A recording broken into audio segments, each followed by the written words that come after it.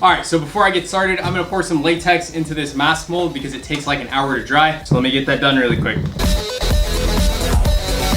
Been a very long time since I've done this. Gotta spread it around as evenly as possible. Try and get some of the bubbles out. And I'm gonna pour the excess into the bottle. That's what it looks like when it's wet. All right, so today I'm starting a Halloween company and there's a really long backstory to this, so you gotta hear me out. But first, my battery's about to die, so I gotta swap it. All right, so ever since I was about 10 years old, I've always been involved with building Halloween mazes. The very first summer camp I went to, it was in Westchester, right next to the Los Angeles airport. I remember being there and you'd hear the planes taking off, literally like right behind the park. And every year in October, they used to take their basketball gym and turn it into a giant Halloween maze. Of course, that takes months and months to prep for. So they actually started planning for it in like July. And my second year at that camp, they asked me to be a part of the build. And let me tell you guys, it was definitely one of the most iconic and memorable things from my childhood. The entire process of building a Halloween maze from start to finish is extremely fun, extremely creative, and just not something most people get to experience. If I start sweating in here, it's because it's like 95 degrees and there's no air conditioner. All right, so in July, they usually start the planning phase, which is just figuring out the basic layout of the maze, and then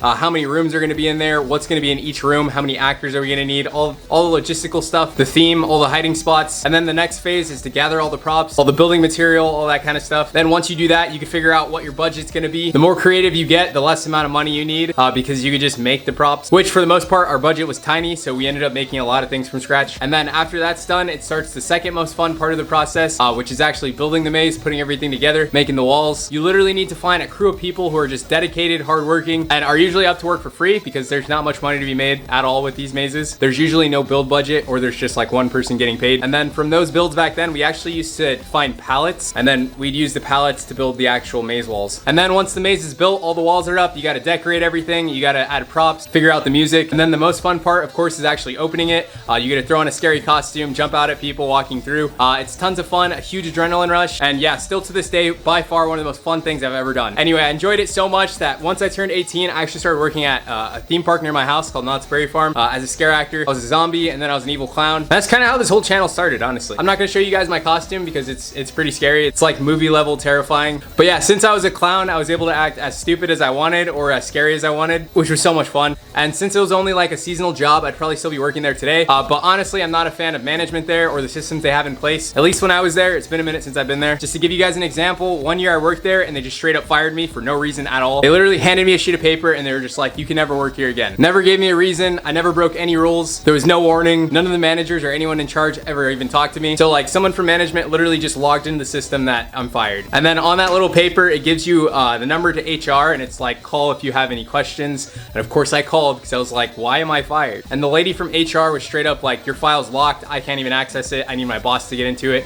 Anyway, she called me back an hour later and she's like, whoever fired you didn't have a real reason and it's not gonna hold up. We're gonna go ahead and take it out and you can come back and work if you want. They even let me like skip the line and stuff. So yeah, at the end of the day, someone high up in management was literally just trying to get rid of me for no reason at all. Hence why I don't work there anymore. And then that year was just awful because whenever you're in an organization, when someone with a high up position stops liking you, everyone underneath that person also stops liking you so they can kind of kiss up to the boss or whatever. So yeah, basically I had a pretty bad year for that last year. And then the next year I just didn't work there. I actually just went as a guest because I still do enjoy going to Knott's Scary Farm. And then within 5 minutes of being in the park, I kid you not, security pulls me over and my buddy over, takes us to the side. And of course I had my camera, so I have it all on camera. And they're like, stop recording, stop recording. And of course I didn't stop recording because I knew they were about to do some snaky stuff. They pull us over and they're like, you guys have a 100-year ban from Knott's Berry Farm. You can never come here, or you're not allowed to come here anymore. And I straight up looked at the guy and I was like, what did we do wrong? Like, we didn't do anything. Like, we didn't break any rules. You can't just give someone a ban without them breaking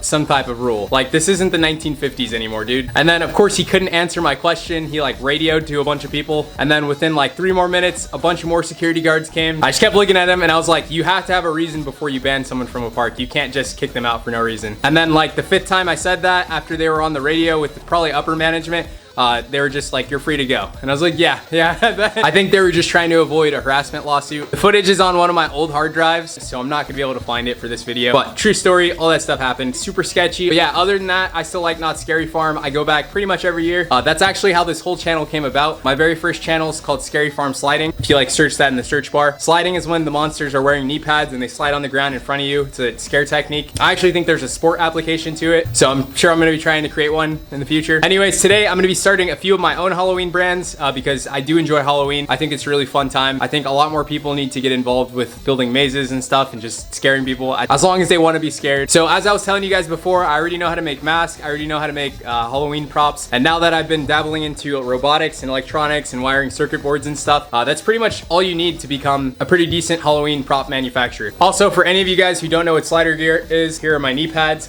They're just plastic caps that slide on the concrete. And then as for our hands, we cover them with these gloves. They have steel on them. And then for our toes, we have steel toe caps. The steel is actually exposed, so when it touches the concrete, it usually sparks. It lets you slide across pretty much any concrete surface without getting hurt. It's really loud, it's really aggressive, and it's designed to scare people. All the major theme parks use it for their Halloween events, but it started with Not Scary Farm back in the 70s, I think, somewhere around there. All right, so the focus for the Halloween brands is to obviously make products within the Halloween industry. So like taking it back to my roots, we're gonna design and make our own slider knee pads instead of going with the generic brands that are basically just made for skateboarding. For my knee pads, I'm gonna make them specifically for sliding, and then I'm probably gonna add like a different style cap than the ones that are out there right now. I also used to make my own mask out of paper mache. Those are like the very first ones that I started making, and they were pretty terrifying. As you guys saw earlier in the video, I actually brought out my very first like professional mask mold, which I sculpted myself. You have to make it out of clay first, and then you cover it in plaster, and it gives you this nice mold.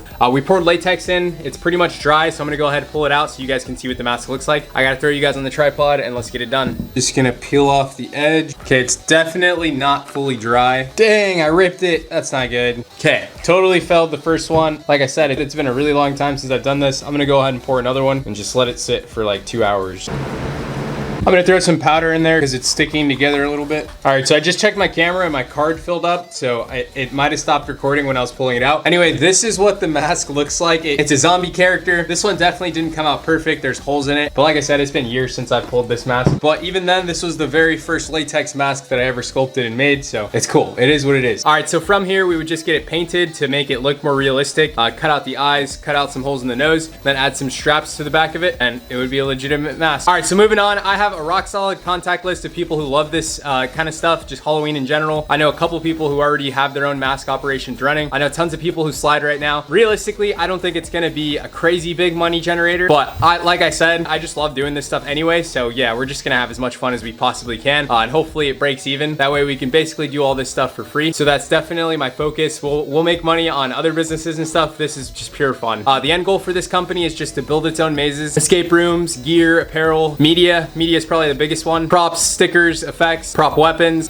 retail storefronts when Halloween season comes around. Probably make custom candy for trick-or-treaters. Probably have some actors for hire, host conventions, and then maybe also like provide entertainment for events. I know that's a lot, but yeah, the goal is to add as much creativity as possible into each one of those things. It's kind of like if you're doing one, you might as well just do all the others because they all go together super well. And hopefully we're able to do some reinventing in this industry because it's been kind of stagnant for the last couple of decades. Not too much new to the scene. We're gonna try and modernize it. But getting started, it's just gonna be like media, apparel, and masks. But yep, that's pretty much it for this video. Sorry, it's kind of like a boring talking video, but I like to be very upfront about what I'm trying to accomplish in the coming years. I don't really have any videos planned for this before Halloween, but maybe after Halloween or next Halloween season. Either way, we'll put it together when we got some time. All right, guys, so the very first apparel brand, I guess Halloween brand that I'm gonna be dropping, it's gonna start with apparel, of course, since we have the embroidery machine and the screen printing stuff. It's just gonna be called Jump Scare. And then when I make the very first pair of pads, I'm probably gonna name it something completely different. Realistically, I'll probably have like 20 different Halloween masks and then a bunch of like props for people to put on their doorstep. And now we know how to make electronics. So this won't be a project that I touch anytime in the next month or so, but it'll just be an ongoing thing for years to come, hopefully. I'm gonna end it here. My name is Kenyon, and I'll catch you guys on the next video. Peace.